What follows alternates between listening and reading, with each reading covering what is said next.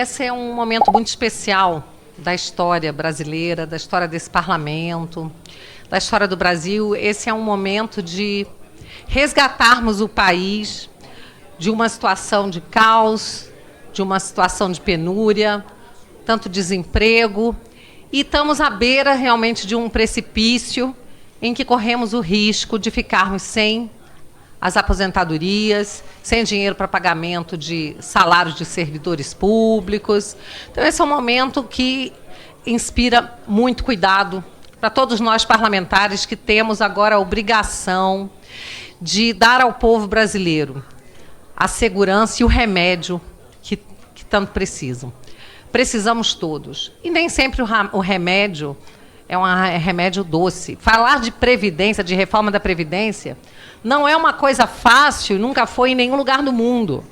Falar de previdência é mexer com direitos, mexer com expectativas de direitos, mas é um remédio amargo, mas que pode salvar, curar o paciente de uma doença que o está consumindo. Então, nesse momento, o Brasil está doente, a economia brasileira está passando por uma série de problemas herdados de desmandos de governos passados, e temos que tomar essa atitude para que a gente não seja a próxima Venezuela. E temos também como exemplo países como Portugal, Grécia, que passaram por isso, sofreram porque não tomaram o remédio no tempo correto. Então, é de tudo isso que nós estamos falando, mas eu quero dizer o seguinte: nós temos um projeto que foi trazido pelo governo, passou pela CCJ, está em trâmite aqui na Comissão Especial. E eu quero dizer que a expectativa do governo de 1,2 tri de economia, ela foi frustrada, mas porque esse parlamento também tem o dever de fazer a sua parte e aprimorar no que seja possível. A minha grande preocupação, como parlamentar e como brasileira, é que possamos, na casa, trabalhar de forma consciente, sensíveis aos clamores da população, para que possamos aprimorar o projeto sem desidratá-lo. Nós sabemos que houve declarações por parte do ministro Paulo Guedes, que demonstrou uma insatisfação com o projeto, mas eu creio que isso tudo é fruto de um primeiro momento, de uma insatisfação quando se defronta com o resultado da comissão, mas sabemos que essa comissão tem trabalhado de forma responsável, tem trabalhado para entregar para o Brasil um projeto que possa realmente resolver a situação. Então, nós estamos num momento, eu creio, em que nós precisamos ter muito equilíbrio, inclusive com as palavras, porque temos aqui pessoas responsáveis, como o presidente da comissão, o relator, o deputado Samuel, que é uma pessoa francamente favorável à reforma. Eu acho que hoje poucas são as pessoas que são contra a reforma. Entrando aqui agora no anexo, tinha um grupo lá fora com um cartaz dizendo que a Previdência não é deficitária, que o governo está mentindo.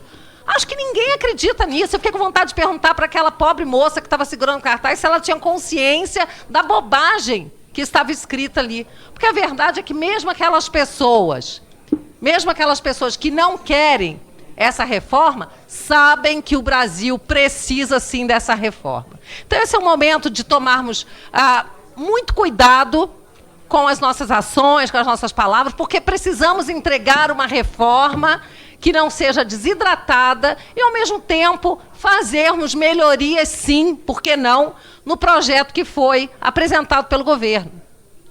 Um dos pontos que chegou a ser criticado, que é a questão da transição, eu já conversei várias vezes com muitas pessoas do governo, inclusive com o secretário Rogério Marinho, que eu, como jurista, tendo essa preocupação com a segurança jurídica, eu tenho para mim que, se não houvesse nenhuma transição, nós correríamos, sim, o risco dessa reforma vir a ser declarada inconstitucional, porque todas as reformas anteriores trataram de uma transição. Então, eu creio que uma transição para aquelas pessoas que estão na porta da aposentadoria, que estão muito próximas de se aposentarem, eu acho que uma transição, ela deve, sim, ocorrer.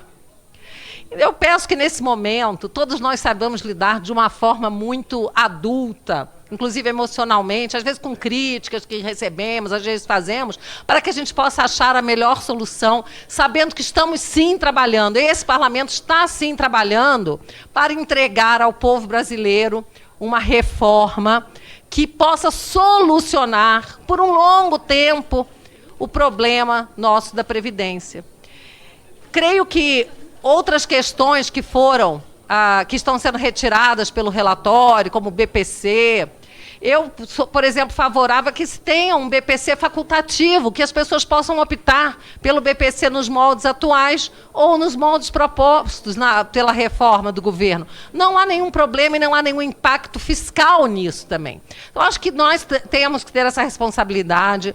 A matéria depois irá ao plenário. O plenário dessa casa poderá fazer retornar algumas coisas que tenham sido excluídas. Acho que o momento é de muito diálogo ainda e muito respeito com o relatório do deputado Samuel, com a condução do deputado Marcelo Ramos e com todos os integrantes daqui. Então, embora possamos discordar de um aspecto ou de outro, a minha grande preocupação é que a gente possa fazer essa reforma o menos desidratada possível. Essa reforma irá ainda a plenário, que possamos conversar, que possamos ter essa consciência e não fazer disso um momento de críticas acirradas ou de guerra. A oposição é normal, é natural, a diversidade de pensamentos distintos, é isso que a gente quer, mas devemos, nesse momento, ter muita consciência para que possamos trabalhar com tranquilidade. Então, eu peço àquelas pessoas que estão criticando em demasia o trabalho do parlamento, que entendam que o parlamento está lidando com uma matéria difícil e está tentando fazer o melhor. Por outro lado, aquelas pessoas que trabalham por uma desidratação, que também possam entender que é preciso entregar a reforma o mais próximo possível. Eu defendo uma reforma de 1 trilhão. Não estamos longe disso. Eu defendo uma reforma de 1 trilhão. Então, vamos trabalhar para que isso possa ocorrer.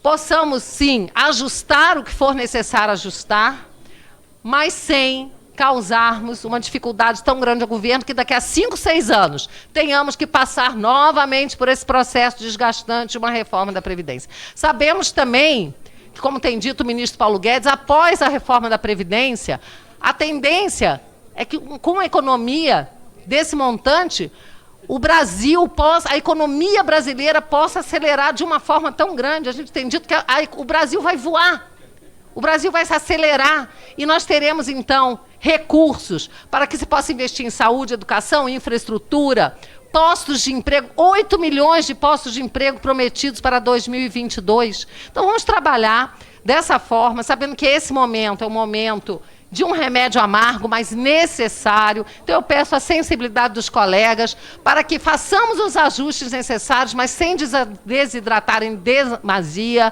a proposta do governo, pensar que podemos dar mais liberdade às pessoas. O Brasil, o Estado brasileiro não precisa tutelar tanto as pessoas, a não ser aquelas realmente mais vulneráveis. Darmos liberdade às pessoas para escolherem. Então, nesse ponto, a questão da capitalização, ela é uma opção, sim, que, a meu ver, deve ser disponível. Se não for possível nesse momento, num outro momento, mas acho que nós devemos considerar, sim, a capitalização como uma opção para que o brasileiro possa escolher qual é o regime que ele quer para a sua aposentadoria, se ele quer ser responsável pela sua aposentadoria, ao invés de participar de um sistema solidário em que ele trabalha para pagar a aposentadoria do outro, ou se ele quer poder escolher de que forma pretende se aposentar.